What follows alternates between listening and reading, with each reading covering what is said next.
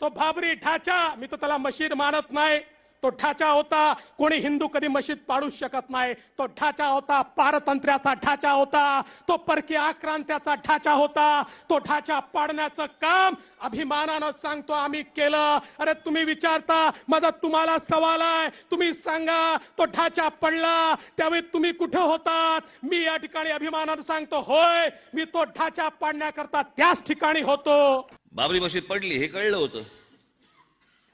1.5-2 तासानंतर एक फोन आला आणि त्यांनी बाळासाहेबांना प्रश्न विचारला की इथे कोणी जबाबदारी घ्यायला तयार नाहीयेत, पण सुंदरलाल भंडारी असं म्हणतायत भारतीय जनता पक्षाचे की हे काय गोष्ट ही आमच्या भाजपच्या लोकांनी काही केलेली नाहीये किंवा आम्ही कोणी केलेली नाहीये, ही कदाचित शिवसैनिकांनी केली असेल.